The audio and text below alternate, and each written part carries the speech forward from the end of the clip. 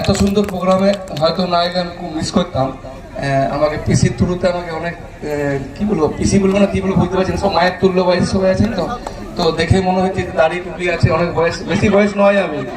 আমার পিসি কই, পিসি কই, পিসির কোলে আমি কিন্তু মানুষ হয়েছি, ঠিক আছে। হয়তো আপনারা চমকে যাবেন যে পিসির কোলে কি করে মানুষ হলাম, কারণ মধুপুর গ্রামে থাকতেন তো, পিসি কোলে আমাকে নিয়েছে, সেই জন্য মায়ের তুল্য পিসি, মাকে হারিয়েছি।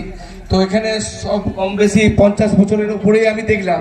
সত্যি মানে এই ধরনের যে আপনারা করতে পারেন সেটা কিন্তু আমরা নারী আমরা পারি, এটা কিন্তু দেখিয়ে দিয়েছেন।